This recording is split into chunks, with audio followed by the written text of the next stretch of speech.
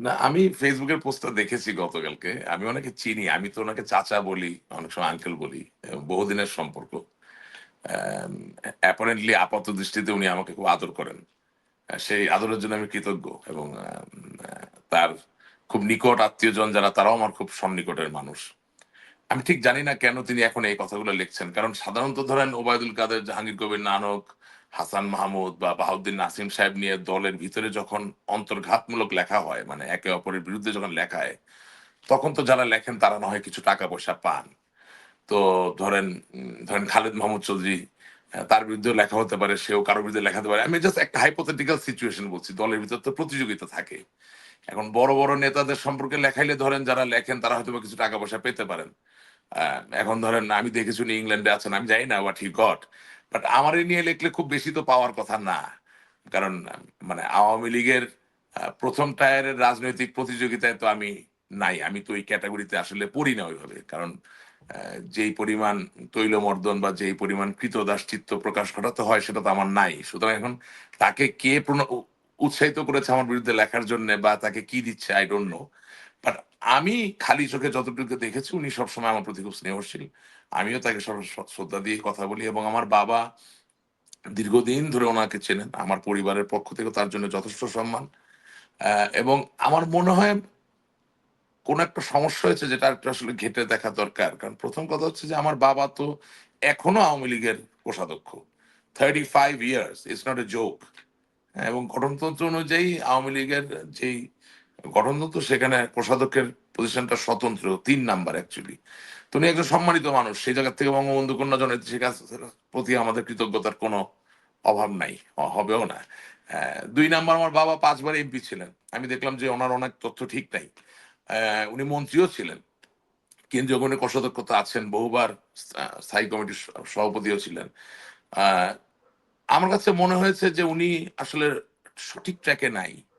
কারণ দিনের শেষে বাস্তবতা হচ্ছে যে যদি আমরা একবার এই ন্যারেটিভ বোঝানো শুরু করি যে ২০২৪ সালের ৭ই জানুয়ারি নির্বাচনটা সঠিক ছিল এবং সেটা দিয়ে কারো নেতৃত্বের গুণগত মানের মানদণ্ড হিসেবে আপনি ধরবেন, তাহলে আওয়ামী লীগের ভবিষ্যৎ আগামী দিনে অন্ধকার। কারণ যেটা ফরাজি সাহেবের মতো প্রথিতযশা সাংবাদিকরা হয়তোবা বুঝতে চাচ্ছেন না বা পারছেন না, সেটা দীর্ঘদিন একটা চর্চার কারণে হতে পারে। মানুষ যখন একটা জায়গায় ঢুকে যায় এবং দীর্ঘদিন একটা চর্চার মাঝে থাকে তখন কিন্তু বের হতে পারে না। মানে ধরেন আপনি জিমে যান, জিমে যেতে যেতে অভ্যাস হয়ে গেল। দেখা গেল কোন এক পরিস্থিতিতে আপনাকে বলা হলো যে ৩ দিন আপনি জিমে যেতে পারবেন না। আপনি কিন্তু সহ্য করতে পারবেন না। রাইট? এটা একটা অভ্যাসগত ব্যাপার। তো উনারা এই ১৭ বছরের একটা ওরিয়েন্টেশন বা রেজিমেন্টেশন এর ভিতরে ঢুকে গেছেন। সেই জায়গা থেকে তারা আসলে বুঝতে পারতেছেন না যে আমরা যারা নতুন জেনারেশন তারা তো কোনো অবস্থায় বঙ্গবন্ধু, আওয়ামী লীগ বা শেখ হাসিনার বিরুদ্ধে না। এবং ওনার এখন যে বয়স সেই বয়সে আমার একেকটা ইন্টারভিউ ১ ঘন্টা ১.৫ ঘন্টা করে হয় সেগুলো শোনার মতো ধৈর্য আছে বলে আমি মনে করি না। এবং যখন বয়স হয়ে যায় তখন অপেক্ষাকৃত যাদের বয়স কম তাদেরকে একটু কম হিসাবে ধরাই স্বাভাবিক। এটা প্রকৃতিগত ব্যাপার। সেই জায়গা থেকে উনি কেন আমার ইন্টারভিউ শুনবেন বা বুঝবেন? যদি উনি আমার টক শো গুলো শুনতেন, দেখতেন তাহলে আমি যা মনে করি যে একজন সাংবাদিক হিসেবে ওনার যে সক্ষমতা আছে সেই জায়গা থেকে উনি বুঝতে পারতেন যে কোনো অবস্থায় আমি শেখ হাসিনার বিরুদ্ধে না। কোনো অবস্থায় আমি আওয়ামী লীগের বিরুদ্ধে না। কোনো অবস্থায় আমি বঙ্গবন্ধুর বিরুদ্ধে না। বরঞ্চ ওনারা বাংলাদেশ থেকে পালিয়ে আসার আগ পর্যন্ত আমি ধরে নিচ্ছি তিনি পালিয়ে এসেছেন ইংল্যান্ডে। পালিয়ে আসতে গেলেও তো ইত্তেফাকের একজন সাংবাদিকের যথেষ্ট সাক্ষমতা লাগে। সবাই তো পারে না। এটা সাধারণের কাজ না। অনেকেরই পালানো দরকার। অনেকেই নিগৃহীত হচ্ছে, নিষ্পেষিত হচ্ছে। তারা তো পালাতে পারেনি। উনি পেরেছেন। সেই জায়গার থেকে সাধারণত উনি গত ১৭ বছরে আমি বিভিন্ন মন্ত্রী মহোদয়দের রুমে ওনাকে দেখেছি। বিভিন্ন প্রভাবশালী মহলে যাওয়া আসা আমি দেখেছি। সেই জায়গার থেকে নতুন কথাকে একসেপ্ট করা তো কঠিন হতেই পারে। আমরা কি বলতে চাইছি? আমরা বলতে চাচ্ছি যে ১৭ বছরে যাদের দায়িত্ব ছিল শেখ হাসিনাকে গাইড করা। গাইড করার মানে তো শুধু বলা না যে আপনি এটা করেন, এটা করা উচিত। গাইড করার মানে যেখানে একটা নিবিড় সম্পর্ক থাকে সেখানে আপনি অভিমানও করতে পারেন।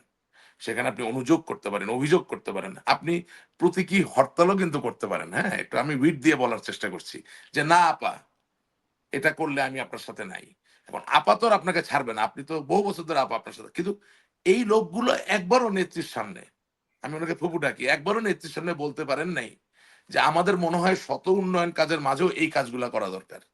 সুতরাং ফারাজি সাহেবের এর কোনো ব্যতিক্রম না। এবং আমি ওনাকে নিয়ে খুব বেশি কথা বলতে চাই না, কারণ গতকালকে লেখার পরে আমি খুব ভয় পেয়েছি। আমি একটু রিসার্চ করে দেখলাম যে উনি ১৯৯৮ সালে সাইফুল ইসলাম মুকুল নামে একজন সাংবাদিক, যিনি জাগো রানারের সম্পাদক ছিলেন, তাকে হত্যা করার যে মামলা, সে মামলার তিনি অন্যতম প্রধান আসামি।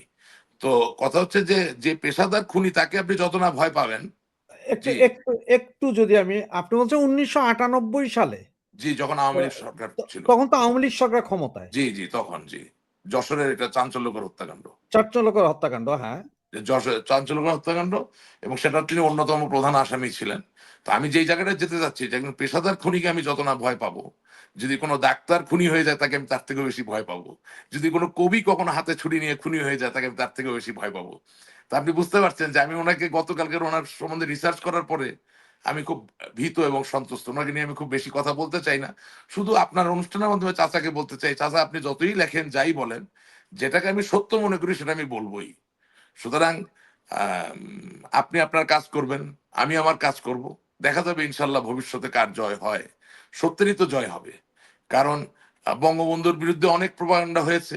বঙ্গবন্ধুকে কেউ ম্লান করতে পারেন নাই, পারবেন না। জননেত্রী শেখ হাসিনা বাংলাদেশের মানুষের জন্য অভূতপূর্ব কাজ করেছেন। কেউ ম্লান করতে পারবে না। আওয়ামী লীগ বাংলাদেশের স্বাধীনতার অন্যতম অংশীদার, অনস্বীকার্য। বাংলাদেশের ইতিহাস দেখতে গেলে আওয়ামী লীগকে ছাড়া লেখা যাবে না। সুতরাং শত চক্রান্ত করেও কোনো লাভ হবে না।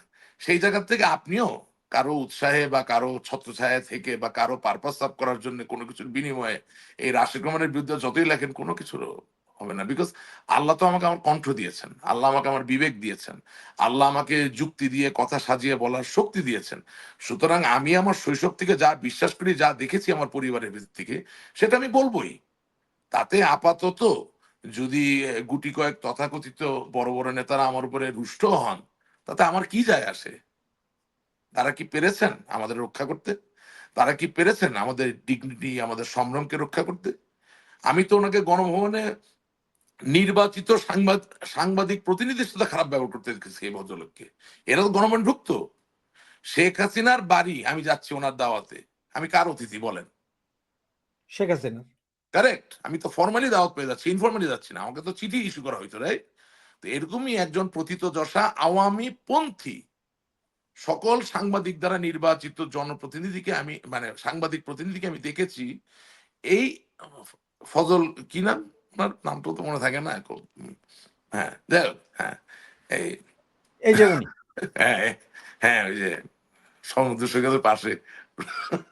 হ্যাঁ, আমি দেখেছি উনি নিজে একজন অতিথি হয়ে শেখ হাসিনার এক অতিথিকে তিনি অপমান করছেন।